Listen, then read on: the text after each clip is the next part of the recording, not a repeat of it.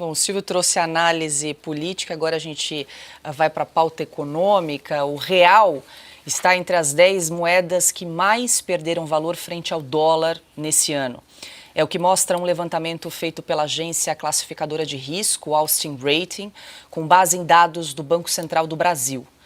No ranking de 118 países, a moeda brasileira está na 7ª colocação entre as que mais se desvalorizaram.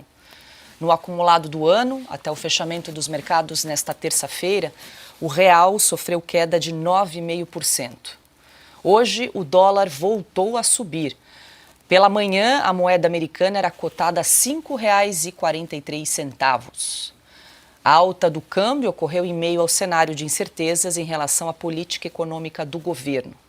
O mercado financeiro reagiu mal às declarações de Lula hoje, num evento com investidores estrangeiros no Rio de Janeiro.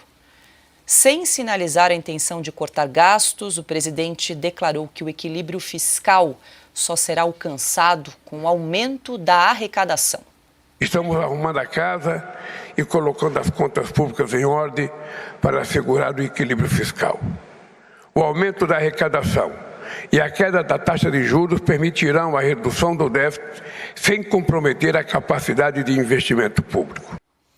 Fioto, ajuda a traduzir aí esse trecho da declaração. Isso foi de manhã, né? Foi de manhã, hoje num evento no Rio de Janeiro. Foi aí que o mercado estava tentando respirar e depois piorou de vez. Aí mergulhou de vez. Primeiro porque isso é uma ficção que ele disse. O governo não está acertando questões fiscais, muito pelo contrário. É o que se chama na economia de deteriorar o que está acontecendo nesse momento, as contas públicas, a condição das contas públicas, porque o governo, você vê, ele disse, vai continuar gastando. Não caiu ainda a ficha do presidente que não dá para resolver problema fiscal, o equilíbrio apenas aumentando a arrecadação.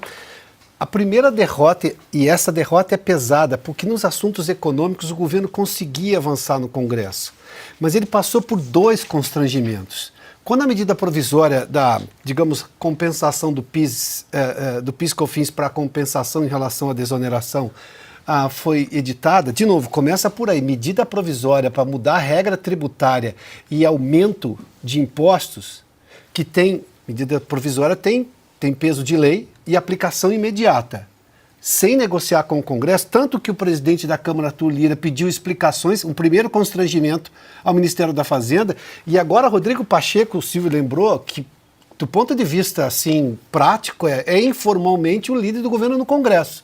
Foi lá e devolveu a medida provisória no que mais interessava. A parte que mais interessava foi exatamente a que ele devolveu, ou seja, perdeu valor. Não vai ser votada.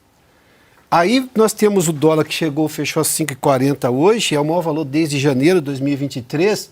E veja como que o problema do Brasil, neste momento, é só o governo Lula. O problema do Brasil não é o Brasil. O problema do Brasil é o governo Lula. Hoje, o noticiário que vem dos Estados Unidos, que estava implicando, por exemplo, na economia brasileira, e implica porque, claro, se a inflação americana sobe, você imagina, obviamente, que o Banco Central americano vai continuar mantendo os juros altos. Na verdade, a inflação deu o que se pode chamar ali de um refresco. Com isso, passa a ideia de que em algum momento o Banco Central americano vai reduzir a taxa de juros, o que traria dinheiro para o investimento em países emergentes como é o nosso. Ou seja, nem esse cenário positivo que veio hoje dos Estados Unidos conseguiu reduzir ou diminuir ou mitigar, por exemplo, o drama fiscal que é causado pela incompetência do governo Lula, que é feroz para assumir o poder, mas tem uma inapetência gigantesca para governar. Essa declaração do Lula é trágica porque demonstra claramente que ele não está ciente da situação. O ministro da Fazenda dele perdeu completamente o poder. Hoje praticamente não é ouvido. Ele antes era ouvido, o Silvio lembrou muito bem, ele tinha uma interlocução muito boa, tanto com o Rodrigo Pacheco quanto com o Arthur Lira, tanto que as pautas econômicas avançavam, não as de costume ou qualquer outra, mas o Congresso aprovava. É verdade que com bilhões de emendas parlamentares, mas ainda assim aprovava.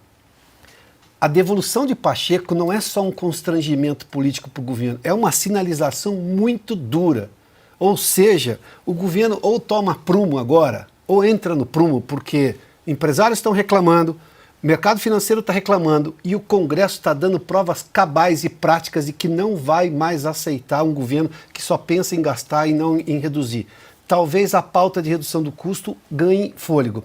Agora, com essa declaração do Lula, dá para acreditar nisso, que o Haddad vai ter força? O Haddad é um assessor digamos, de segundo escalão. Não dá para comparar o que era o Paulo Guedes como autoridade intelectual na hora de conversar com o Bolsonaro e o Bolsonaro com a humildade de ouvir um técnico e o Lula que se acha superior a tudo e todos.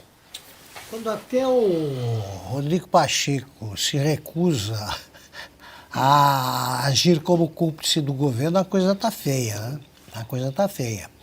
O Lula, ele chama de arrecadação, o que é o aumento de impostos e tributos, aumento da carga tributária.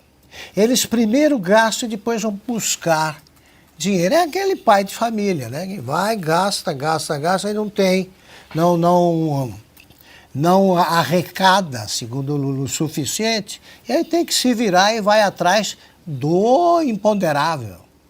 Vai tirar de onde esse dinheiro? Eles estão taxando tudo. E não dá, porque o governo segue essa palavra de ordem cretina do presidente Lula. Gasto é vida. Gasto é vida. Então, para ter gente gastando, ele faz o quê? Um exemplo.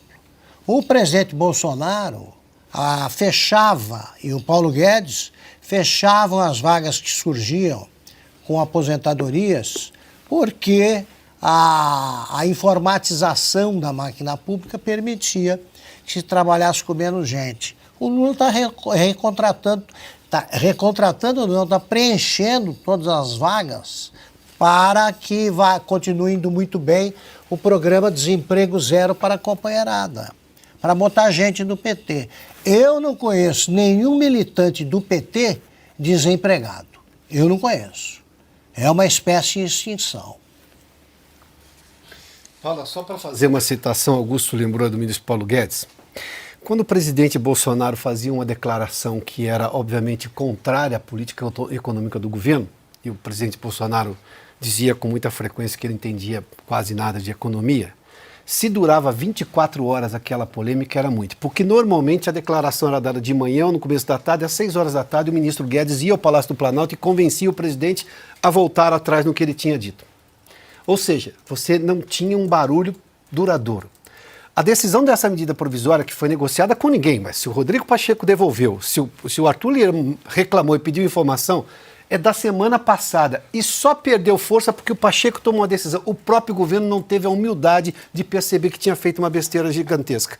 Ou seja, isso mostra a diferença de um governo para o outro. Vamos aos fatos, não podemos perder os fatos, até porque se você não gosta dos fatos, problema é seu, eles vão atropelar você.